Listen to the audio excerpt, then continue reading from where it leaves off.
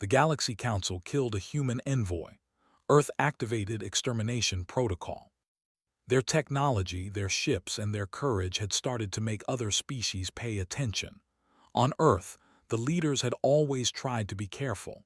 They wanted friends, not fights, but they also had rules they would never break. One bright morning on a planet called Nyrus in the Andromeda sector, the Galaxy Council met. This council was made up of many alien species. They claimed to keep peace and order in the galaxy, but sometimes their decisions were cruel. On Earth, a human envoy named Daniel Hayes prepared for a journey that would change everything. Daniel was calm, strong, and smart. He had studied alien languages, cultures, and laws. He knew the council could be dangerous, but he had a mission. His mission was simple: speak for Earth and make humans respected across the galaxy. Alongside Daniel, there were two assistants. One was a young woman named Laura Jenkins. She was fast-thinking and good with technology. The other was a man named Eric Collins. He was quiet, but his strength and calm made him a good protector. Together, they boarded the human diplomatic ship, the Horizon Spirit. It was sleek, fast, and armed with small defensive weapons. Humans did not want war, but they were ready for it if necessary. The journey to Nyrus took 3 weeks. During the trip, Daniel spent his time studying the Council's records. He learned that the Council had grown suspicious of humans. Some Council members had whispered that humans could be dangerous if allowed to grow freely. Others thought humans were not serious enough for the Council, treating them as children who needed guidance. Daniel ignored the whispers. He focused on his goal: show humans were strong but fair. When the Horizon Spirit entered the orbit of Nyrus, the view was stunning. Nyrus was a blue planet with green continents and shining cities. Its sky had 2 suns, making the day bright and warm. The council building floated above a giant lake. Ships of all shapes and sizes hovered around it. Daniel could see alien guards moving in patterns he had studied. Everything was organized and precise. Daniel, Laura, and Eric prepared to leave the ship. They wore clean human suits that were simple but formal. They carried communication devices and small data pads. As they walked down the ramp, many alien delegates turned to look. Daniel could feel their eyes. Some were curious, some suspicious, and some openly hostile. The council chamber was enormous. It was round, with tall windows showing the lake below. Delegates from hundreds of species were already seated. Some looked like plants, others like insects, and some were more like humans but taller or shorter. Daniel and his team entered carefully. A large alien with silver skin and glowing eyes approached them. His name was Zarnok, the council leader for the session. He looked at Daniel and spoke in a deep voice. "Humans, your presence here is unexpected. Speak quickly or leave." Daniel stayed calm. "I am Daniel Hayes, envoy from Earth. We come with respect and a message. Humans wish to join the council as equal members. We want peace, trade, and shared knowledge." Zarnok's eyes narrowed. "Peace," he said slowly. "Humans are young, you grow too fast, you take too many risks. Why should we trust you?" Daniel replied firmly, "Because humans learn quickly, adapt to danger, and value life. We are strong, but we prefer reason. You will see that we can be allies, not threats." A whisper passed through the chamber. Some council members leaned closer to hear. Others exchanged silent signals. Daniel felt a sudden tension in the room. Something was wrong. Before he could continue, one council member, a tall being named Zelara, stood up. Her voice was sharp. "Enough words. Humans are reckless. They are not ready for council responsibilities. They must be punished for their arrogance." Daniel froze, punished. He had not expected this. He stepped back, but Zarnok waved him forward. "Do not speak," the leader said. "This matter will be decided without delay." Suddenly, alarms sounded. Red lights flashed across the chamber. Alien guards surrounded the humans. Daniel and his team raised their hands. "We come in peace," Daniel shouted. "Do not attack," but the council ignored him. A strange energy field surrounded them, pulling them off their feet. Eric tried to shield Laura, but the force was too strong. Daniel's mind raced. He had studied energy weapons, force fields, and alien attacks, but nothing in the records prepared him for this. Then he saw it. The council members, one by one, activated small devices on their wrists. Energy beams struck Daniel directly. He felt a burning pain, then darkness. Laura screamed as the same happened to her. Eric tried to fight, but the field held him. Daniel's last thought was Earth. His home, his people. Then everything went black. On Earth, news arrived almost immediately. The human monitoring satellites had been watching the council session. When they saw Daniel and his team being attacked, the government knew what had happened. Within minutes, the president called an emergency meeting. In the Oval Office, the room was tense. Military leaders, scientists, and diplomats crowded around. The president, a calm woman named Alice Morgan, spoke clearly. The council has crossed a line. They attacked our envoys without reason. Daniel Hayes, Laura Jenkins, and Eric Collins were killed. This is not just an insult, it is an act of war. One general named Paul Turner slammed his fist on the table. Madam President, we cannot let this slide. The humans have waited for respect, but this proves the galaxy will never treat us fairly. We have the power to respond. Alice Morgan nodded slowly. You are right. The time has come. Earth has held back for too long. Initiate extermination protocol. The room fell silent for a moment. The words were heavy. Extermination protocol was the last resort. It was not a bluff. Earth had developed weapons and technology far beyond the Council's understanding. Hidden deep in the solar system, secret human warships, drones, and energy weapons were ready to act. In secret military bases, teams received the orders. Ships left hangars, engines glowing with energy. Weapons were armed. Drones flew into orbit. The humans were ready. Meanwhile, in the council chamber, the alien members were celebrating. They believed they had destroyed the humans' representatives. They laughed at the thought of a small species being so bold. Zarnok smiled proudly. He did not know what was coming. Back on Nyrus, the council did not notice a small signal being transmitted from a hidden satellite.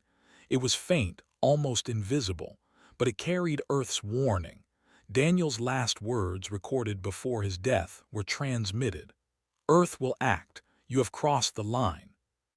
Be ready. The council members ignored it. They thought it was just a warning. They did not know it was a countdown.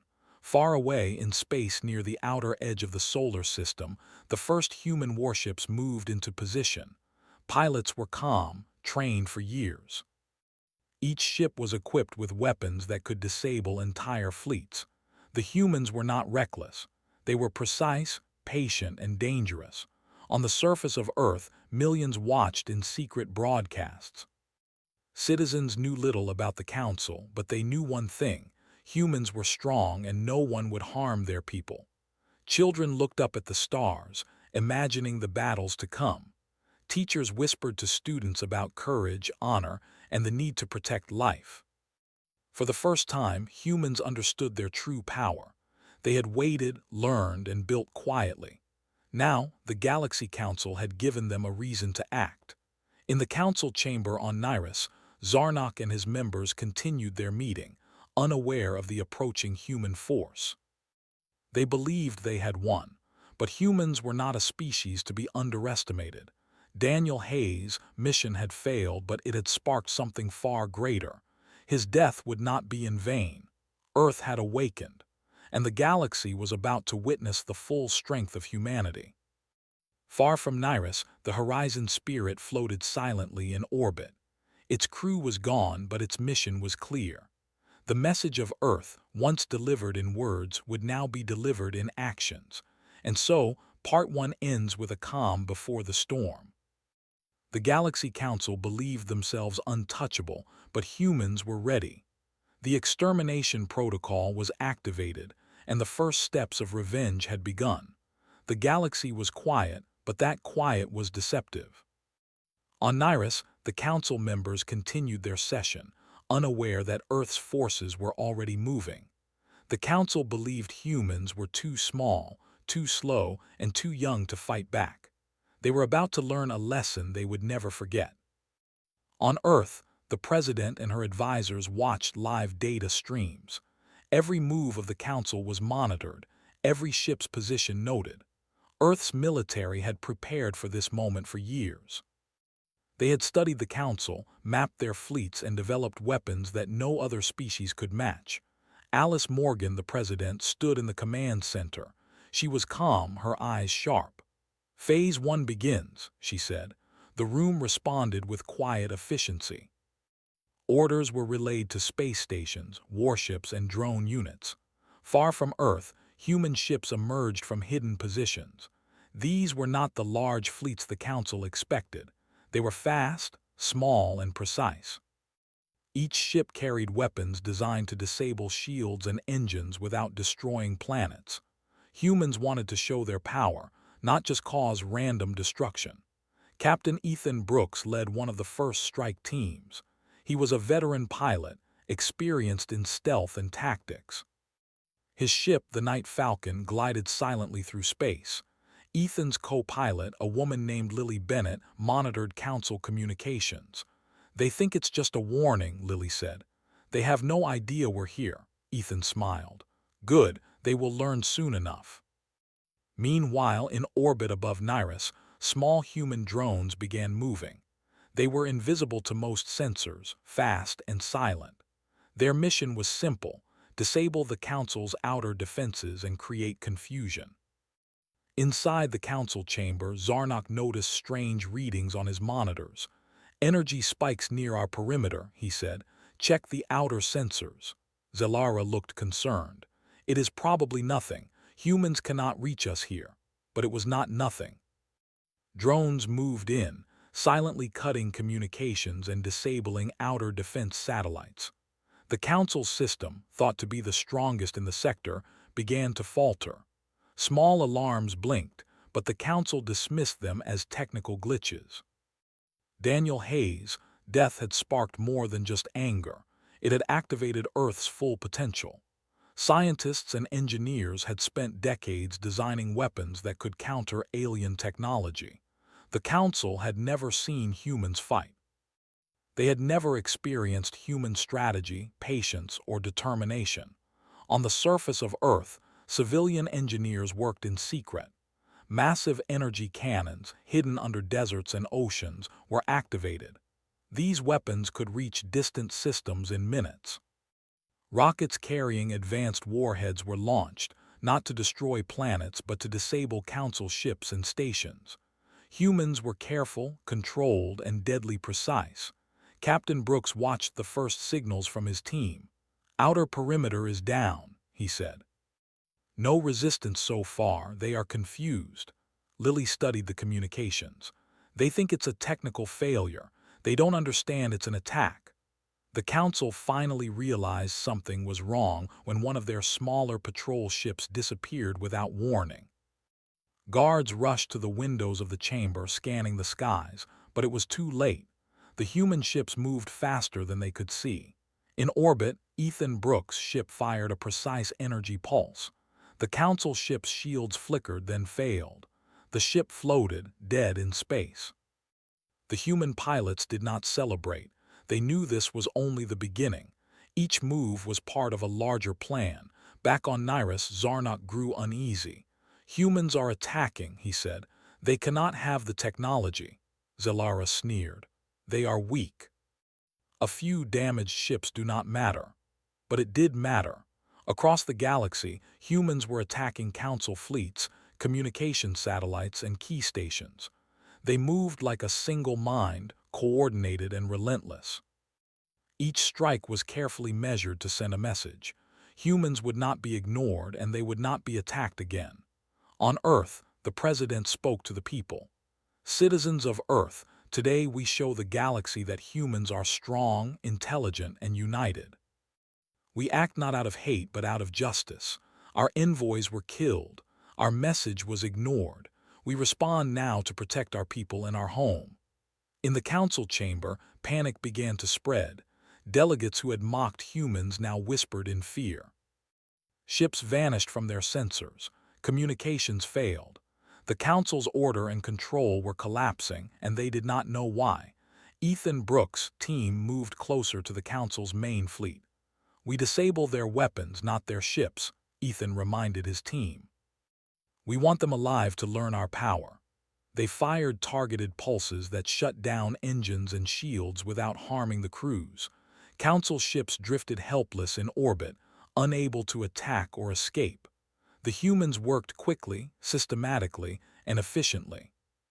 Meanwhile, Earth scientists monitored the situation. They adjusted weapons and defenses in real time. Every move by the Council was met with a countermeasure.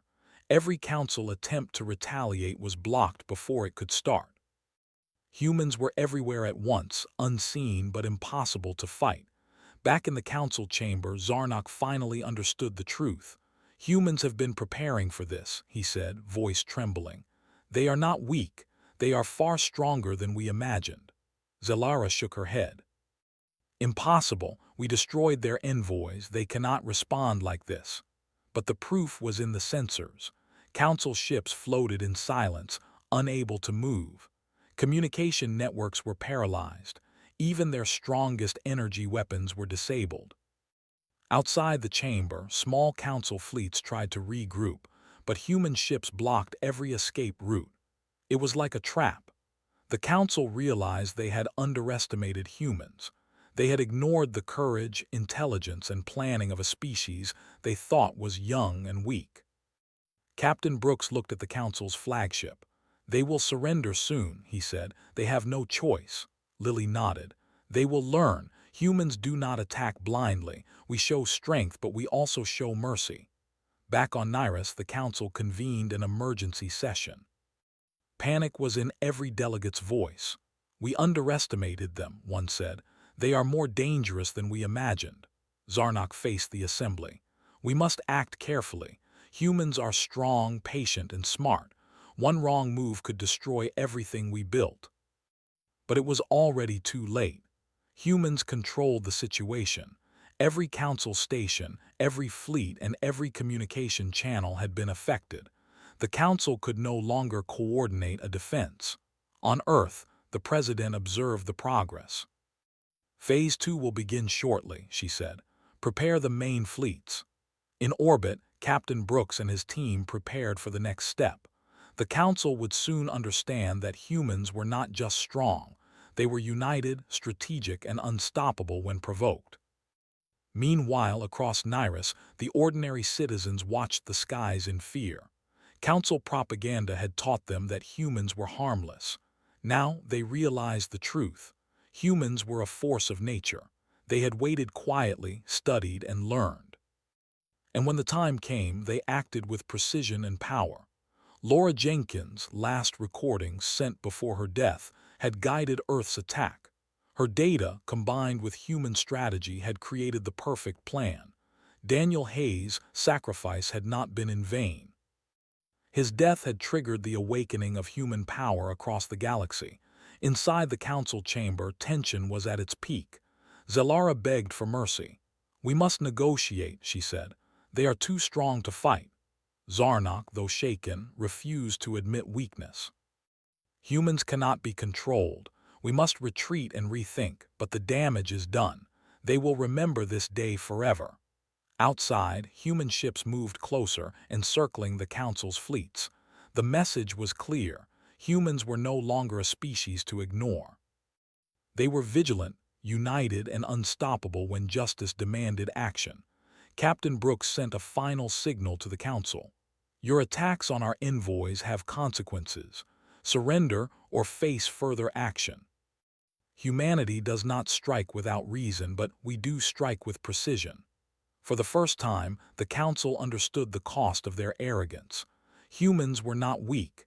They were not children to be guided or punished. They were a species capable of greatness, courage, and justice. And so, Part 2 ends with the Galaxy Council facing the truth. Humans had awakened. The extermination protocol was underway. The first phase of retaliation was complete, and the next phase would strike even deeper. The galaxy would never see humans the same way again. The Galaxy Council had underestimated humans, and now they paid the price. Ships that once floated confidently in orbit around Nyrus were now paralyzed, their weapons offline, their shields failing. Panic had spread among the council members and their calm authority was gone. Captain Ethan Brooks surveyed the situation from the bridge of the Night Falcon. The council fleet was trapped, their flagship at the center. "They are trapped," he said quietly. "They cannot move and they cannot fight back. This is our moment to send the right message." Lily Bennett, at the communications panel, nodded. "They are trying to send messages to other council sectors, but all channels are blocked. They don't understand the scale of our network." Ethan's eyes narrowed. "Humans don't fight blindly. We are precise. Phase 3 will show them that weakness and cruelty have consequences." On Earth, the President, Alice Morgan, monitored the operation from the command center. Scientists, military officers, and diplomats worked together. The extermination protocol was designed not just to retaliate, but to teach a lesson. Humans would defend themselves and their values, no matter what. "Prepare the main strike units," she ordered. "Deploy them near the Council's main stations. Disable their war power without destroying life unnecessarily." The human fleets emerged from hiding spots across the solar system. They moved in perfect formation, invisible to the Council's sensors until it was too late. Each ship had weapons designed to bypass shields, engines, and energy fields. Drones flew ahead, disabling Council sensors and scrambling communications. In orbit above Nyrus, Council delegates scrambled. Zarnok's hands shook as he tried to coordinate defenses. "We underestimated them," he admitted. "They are not just strong, they are organized. Every move is calculated. How did they reach this level so quickly?" Zelara growled. "We destroyed their envoys, that should have stopped them." Zarnok shook his head. "It didn't. It provoked them. And now our fleets are trapped. We cannot fight without exposing ourselves to greater danger." On the battlefield in space, Captain Brooks ordered the first wave of attacks. Small, precise energy pulses struck Council ships, shutting down engines and weapons without harming the crew. Drones moved around disabled ships, gathering data and ensuring that no one could escape unnoticed. Nearby, Lieutenant Sarah Monroe piloted a stealth ship. She had joined the mission because of her exceptional skills in reconnaissance. Her ship darted through the gaps in Council defenses, sending critical information back to Earth Command. "They don't know where we are or what we are planning," she reported. "We are ghosts in their system." Meanwhile, human engineers on Earth continued to monitor and adjust weapons in real time. Massive cannons hidden underground fired controlled energy pulses that disabled Council satellites and stations in distant systems. Council fleets were cut off from one another, unable to regroup or coordinate. Zarnok tried to calm the delegates. "Focus on defense," he said. "We need to protect the Council chambers. If humans capture our leaders, the Council will collapse." But the humans had already anticipated this. Captain Brooks' team deployed small, fast drones to orbit the Council chambers, disrupting sensors and communications. Council members were unaware that humans could see every movement, every plan. Inside the chambers, chaos had taken over. Delegates shouted at each other. Zelara's sharp words failed to inspire confidence. "We need a plan," she demanded. "We must strike back." But Zarnok knew there was no striking back. Humans had disabled weapons, paralyzed ships, and disrupted communications. Any attack now would be useless. "We cannot fight," he admitted. "We can only survive and hope they show mercy."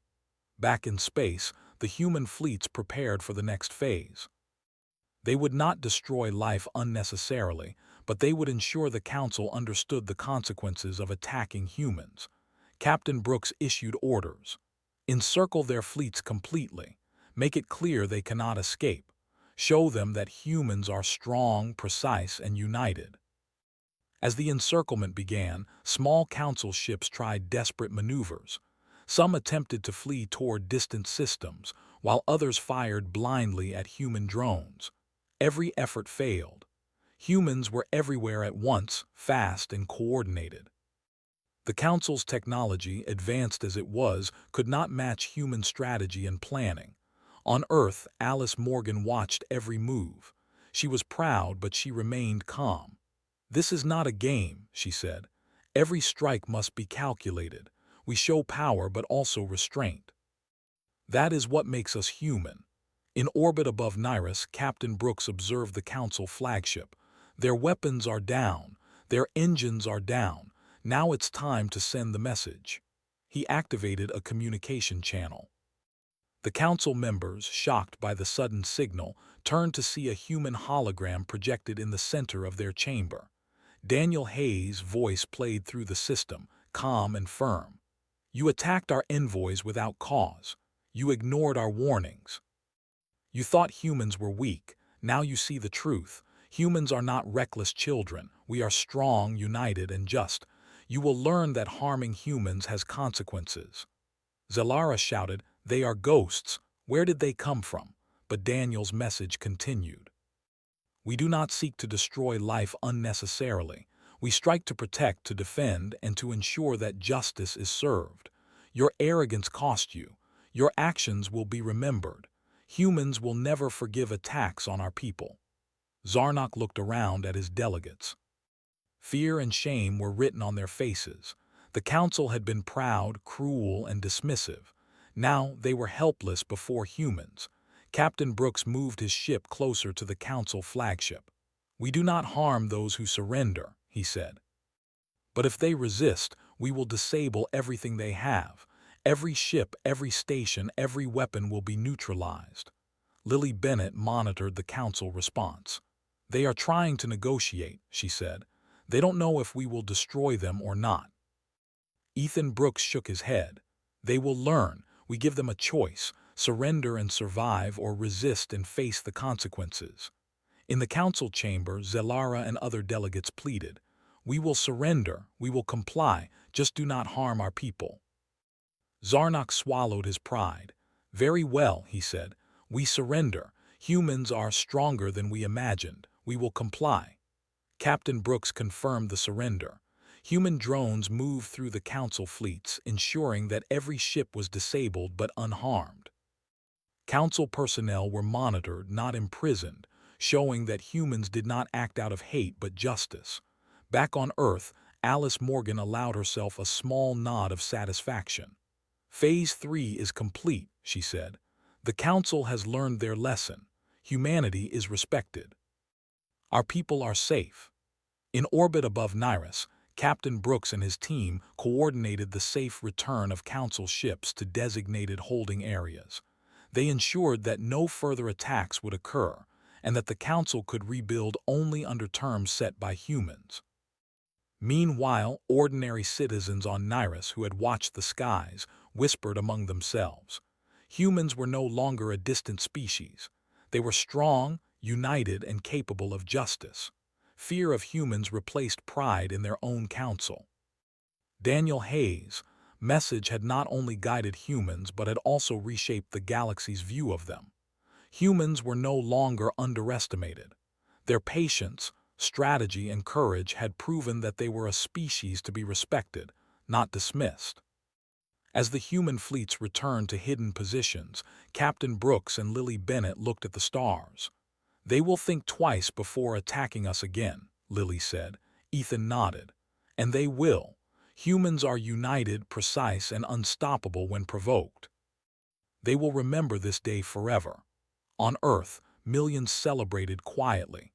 Citizens understood that the galaxy had changed.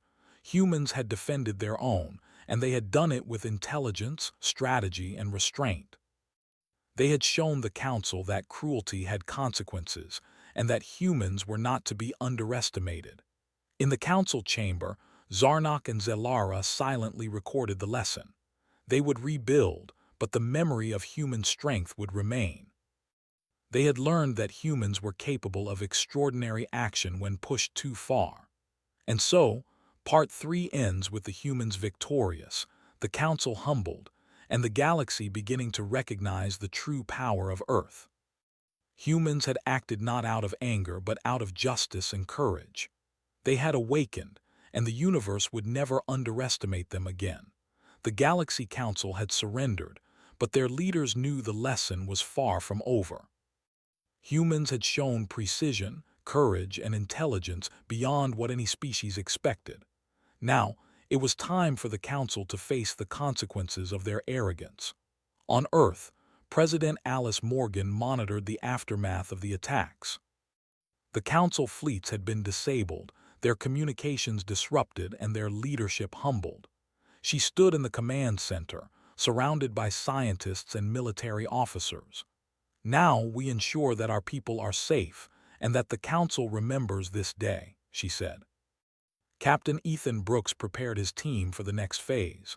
"We maintain control," he said. "We do not destroy life unnecessarily, but we ensure that the Council cannot harm humans again. Every move must be precise." Lily Bennett studied the Council fleets. "They are intact but powerless. We can guide them, but they must understand they are no longer in control." Ethan nodded. "Exactly. Humans fight to protect and to teach, not to destroy blindly. That is what makes us strong." Above Nyrus, human drones moved through the Council fleets. They repaired minor systems to prevent accidents, stabilized ships drifting in orbit, and secured key stations. The Council members could see that humans were not acting out of hate, but of discipline and strategy. In the Council chambers, Zarnok and Zelara spoke quietly. "We misjudged them," Zarnok admitted. "Humans are not just strong, they are organized, patient, and capable of strategy we cannot match." Zelara nodded. "We must comply with their terms. If we resist, we will face complete destruction." The human team projected a hologram of Daniel Hayes in the Council chambers again. His voice, calm and firm, carried a clear message. "Your actions have consequences. You attacked our envoys without reason. You thought humans were weak. You were wrong. Humanity does not forget, and we do not forgive attacks on our people. You will follow the rules we set, or you will face further action." One by one, Council members bowed their heads. The arrogance that once filled the chamber was replaced with humility and fear. Humans had shown that strength combined with wisdom was unmatched. On Earth, scientists continued to monitor the Galaxy Council. They had data from drones, satellites, and reconnaissance teams. Every Council fleet, every station, and every critical system was under careful observation. Humans had not destroyed the Council, but they had taken control. Captain Brooks reviewed the strategy with his team. "We maintain a perimeter," he said. "Council fleets are disabled, and we control the situation. Phase 4 will ensure compliance and safety. We will show them that humans act with intelligence, courage, and fairness." Meanwhile, across the Council sectors, news of the human counterattack spread quickly. Many species that had once looked down on humans began to reconsider. Humans were no longer a young, reckless species. They were strong, organized, and capable of enforcing their will when necessary. In orbit around Nyrus, human teams coordinated with Earth Command. Drones flew between Council ships, ensuring no systems could be used against humans again. Repair teams fixed minor damage, showing that humans valued life and order. The Council could see this clearly. Humans were not monsters. They were disciplined and strategic, and their strength came from patience and intelligence as much as from technology. Zarnok called an emergency meeting. "We must comply," he said. "Humans are not just strong, they are disciplined and fair. If we resist, we will lose everything." Zelara added, "We must learn from this. Humans have taught us that arrogance and cruelty have consequences. We cannot ignore that lesson." Back on Earth, President Morgan addressed her people. "Citizens of Earth, today we have shown the galaxy our strength and our wisdom. Humans do not fight blindly. We fight to protect, to teach, and to enforce justice. Our envoys were killed, but their sacrifice has shown the world who we are. We are united, intelligent, and capable of defending our people. Across Nyrus, ordinary citizens watched the skies. They had once believed the Council controlled everything. Now they saw humans as a species to respect, perhaps even to fear. Humans had acted with precision and fairness, and the Council's power had been humbled. Captain Brooks reviewed the situation with his pilots. "We maintain perimeter control for now," he said. "We guide the Council to comply and ensure the safety of our people." "Our work is not done, but they have learned the first lesson," Lily Bennett nodded. "They will think twice before attacking humans again. They understand the cost of arrogance." In the council chamber, Zarnok addressed his delegates. "Humans are not reckless," he said. "They are disciplined, strategic, and courageous. We must comply with their instructions or face further consequences." Zelara added, "This is a turning point. We have seen their power, and we have learned that humans are not a species to underestimate. Our arrogance almost destroyed us." Outside, human drones continued to monitor every move. Council ships floated in orbit, harmless but unable to act against humans. Humans had shown restraint, but the message was clear. Any attack on Earth or its people would be met with overwhelming response. Captain Brooks and his team prepared for the final stage of the operation. "We will ensure long-term compliance," he said. "The Council must understand that humans act with intelligence and fairness, but they will not tolerate harm to their people. We are precise, patient, and disciplined. That is what makes humans strong." Back on Earth, President Morgan watched the reports. "Humanity has proven its strength," she said. "But our goal was never destruction. Our goal was to protect, to enforce justice, and to teach a lesson.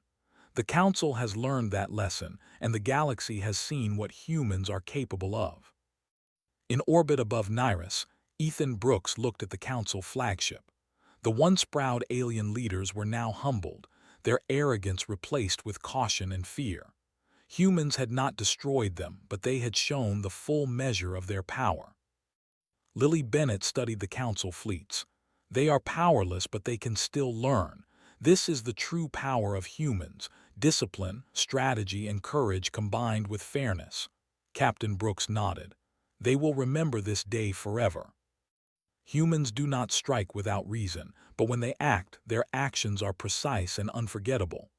Across the galaxy, other species took notice. Humans were no longer young or reckless. They were capable of extraordinary strategy, courage, and justice. The story of Earth's response to the attack on its envoys spread quickly, changing how many species viewed humans. In the council chambers, Zarnok and Zelara worked quietly to restore order under human supervision. They understood that compliance was not optional. Humans had proven that they could enforce their will without unnecessary destruction, but the cost of arrogance had been made clear. Captain Brooks and his team continued to maintain control. "We leave them alive," he said. "We teach, we protect, and we guide. But we will not tolerate harm to humans again."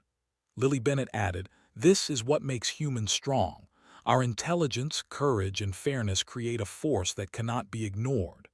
Back on Earth, citizens celebrated quietly. Humans had protected their people, honored their fallen envoys, and shown the galaxy their true strength. The extermination protocol had not been about revenge.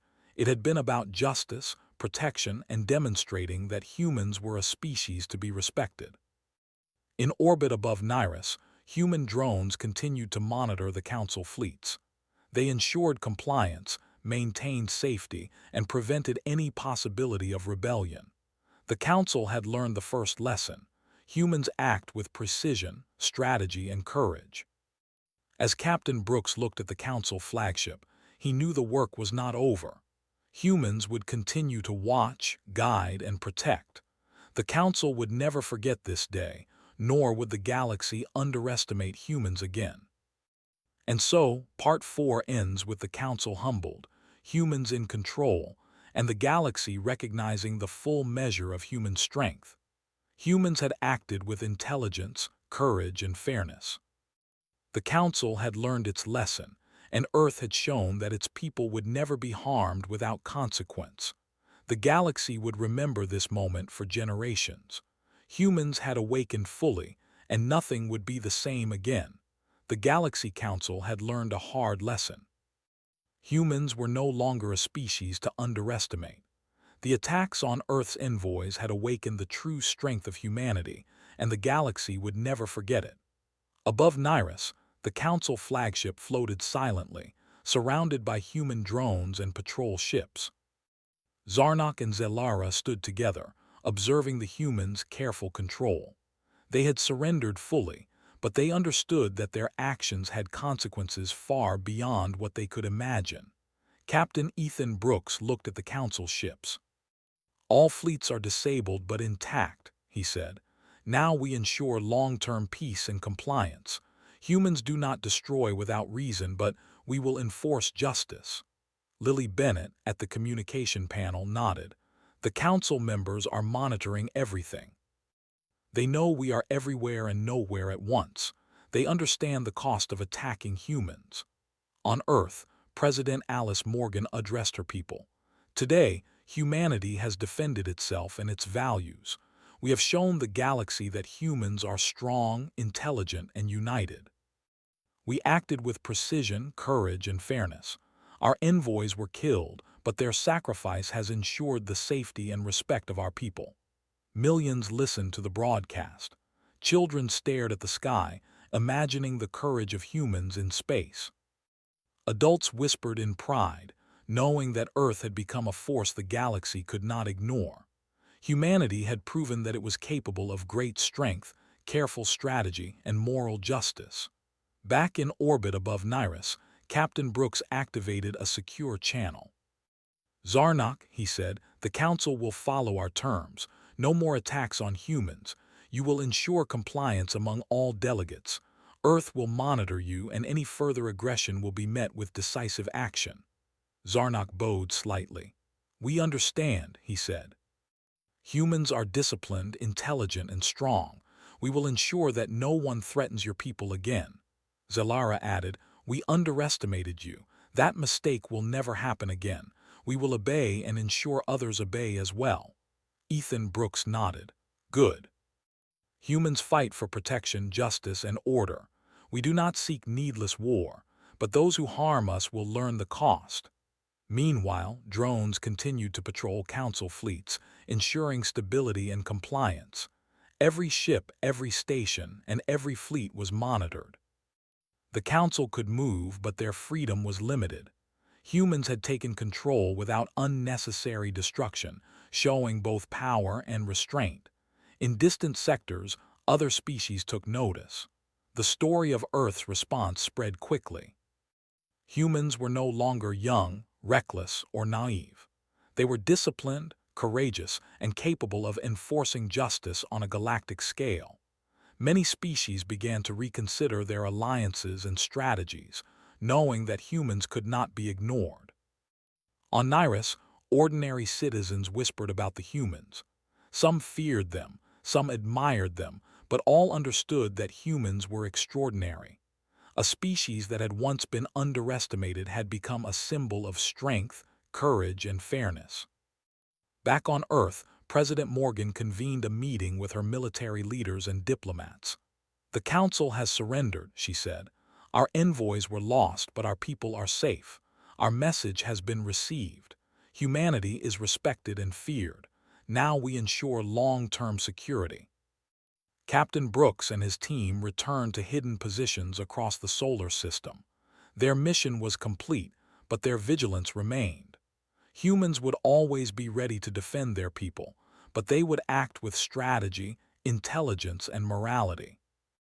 Lily Bennett spoke quietly to Ethan Brooks. "We've shown them the strength of humans, but more than strength, we've shown them intelligence, restraint, and fairness. That is what makes us powerful." Ethan nodded. "Exactly. Power without wisdom is dangerous. Humans combine both, and that is why we are respected. We do not act recklessly, but when action is necessary, it is precise and unstoppable." On Nyrus, the Council began to rebuild under human supervision. Zarnok and Zelara worked quietly, understanding that the galaxy had changed. The arrogance that had once filled the chamber was replaced with caution. Every action would now be measured, knowing that humans could act decisively if provoked. Meanwhile, across the galaxy, other civilizations began to rethink their approach to humanity. Humans were no longer a species to manipulate or ignore. They were a force of intelligence, courage, and strategic power. Allies approached more carefully, enemies hesitated before plotting. Back on Earth, citizens celebrated quietly but with pride. Humanity had defended itself, honored its fallen envoys, and shown the galaxy the true measure of human strength. The extermination protocol had not been an act of blind revenge. It had been a demonstration of strategy, courage, and moral justice. In orbit above Nyrus, Captain Brooks looked at the Council fleets one last time. "They understand the cost of attacking humans," he said. "That lesson will last for generations. We fight with precision, courage, and fairness. That is what makes humans extraordinary." Lily Bennett smiled. "And they will remember it. Humans have awakened, and the galaxy will never underestimate us again." On the Council flagship, Zarnok spoke quietly to Zelara. "We have been humbled," he said. "The humans have shown us the power of intelligence, courage, and fairness. We will obey their terms, and we will ensure others obey as well." Zelara nodded. "They have changed the galaxy. Humans are no longer just a young species. They are a force to respect, a force to fear if necessary, and a force to learn from." As human fleets returned to their hidden posts, the galaxy began to take notice. Humans had acted decisively, but with fairness. They had defended their people, enforced justice, and proven that courage and intelligence could change the balance of power. On Earth, President Morgan reflected on the journey. "Our envoys gave their lives, but their sacrifice awakened humanity's full potential. We act with intelligence, courage, and morality. That is our strength. The galaxy will remember that humans are not to be underestimated." In orbit above Nyrus, Ethan Brooks and his team prepared for their next mission, knowing that humanity's vigilance would never end. Humans were ready to protect their people, enforce justice, and maintain the respect they had earned. The Council had surrendered, the galaxy had learned a lesson, and humanity had awakened fully. The story of Earth's response to the attack on its envoys would be remembered for generations. Humans were no longer underestimated. They were a force of courage, intelligence, and moral strength. And so, the galaxy entered a new era. Humans had shown that they could defend their people, enforce justice, and act with wisdom and precision. The Council had been humbled, other species had taken notice, and the stars themselves seemed to shine a little brighter for humanity's awakening. Captain Brooks looked at the stars and smiled. "We have shown them who we are. Humans do not strike blindly. We act with reason, courage, and justice, and the galaxy will never forget it." Lily Bennett stood beside him. "The Council has learned. The galaxy has learned. Humanity has awakened." And in that moment, humans knew the truth of their own power. They were not reckless. They were not weak. They were intelligent, brave, and unstoppable when defending what was theirs. The galaxy had changed forever. Humanity had risen, and no one would ever underestimate them again.